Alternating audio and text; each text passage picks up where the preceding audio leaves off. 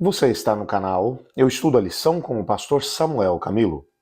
Hoje é quinta-feira, dia 5 de setembro de 2024. E o tema que estudaremos na nossa lição da Escola Sabatina será a vinda do Filho do Homem. O texto que serve como base para o nosso estudo encontra-se no Evangelho de Marcos, capítulo 13, versos 24 a 32, que diz assim: Mas naqueles dias após aquela tribulação, o sol escurecerá, a lua não dará sua luz, as estrelas cairão do céu e os poderes celestes serão abalados. Então se verá o Filho do Homem vindo nas nuvens com grande poder e glória. E ele enviará os seus anjos e reunirá os seus eleitos dos quatro ventos, dos confins da terra até os confins dos céus. Aprendam a lição da figueira: quando seus ramos se renovam e suas folhas começam a brotar, vocês sabem que o verão está próximo.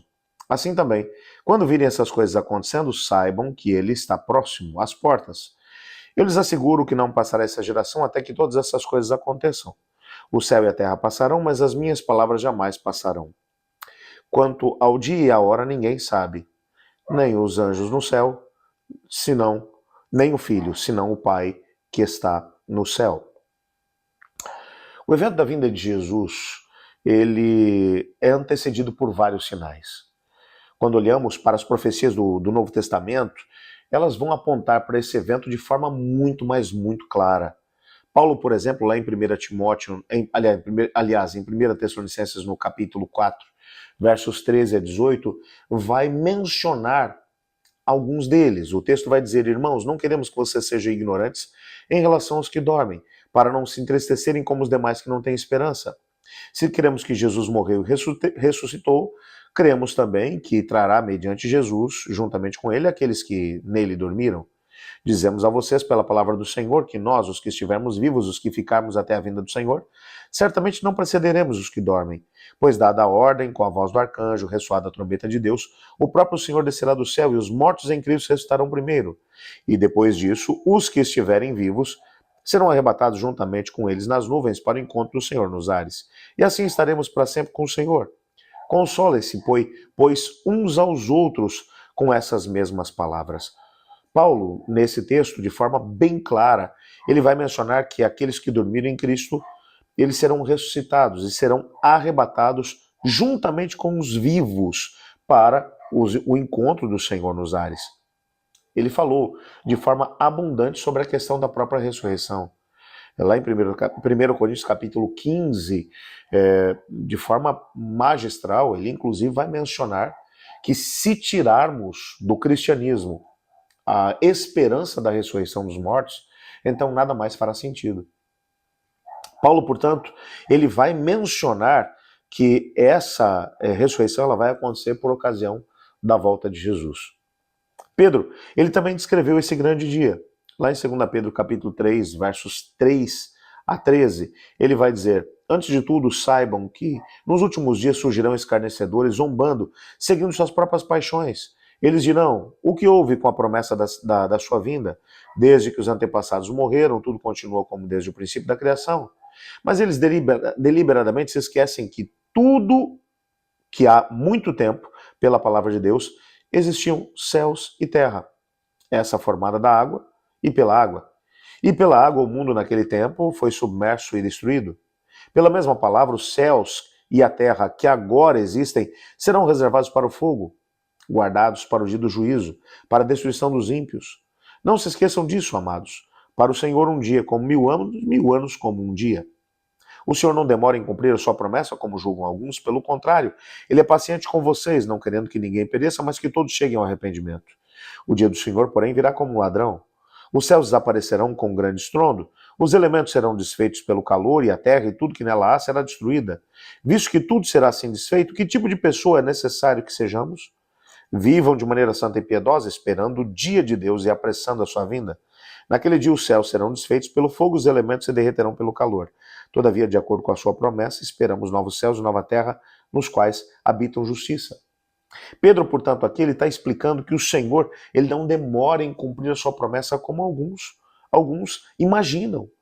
Mas ele deseja que todos se arrependam e por isso, em sua grande paciência, ele vai esperando que todas as pessoas tenham as oportunidades necessárias para poderem se salvar.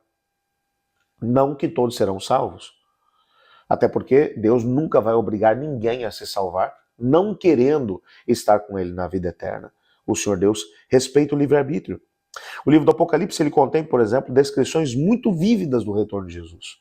Apocalipse capítulo 1, verso 7, por exemplo, vai dizer: eis que ele vem com as nuvens, todo olho verá, até mesmo aqueles que o transpassaram, e todas as tribos da terra se lamentarão por causa dele, certamente. Amém. Esse texto, juntamente com Apocalipse 6, versos 12 a 17, 14, versos 14 a 20, 19, versos 11 a 21, todos eles vão dar detalhes a respeito da vinda de Jesus. O ensino consistente do Novo Testamento é que a vinda de Cristo será um evento pessoal, literal, visível e audível. Todos o verão quando ele vier. Ninguém poderá passar desapercebido diante desse grande evento. No entanto, Jesus usou uma expressão, essa geração.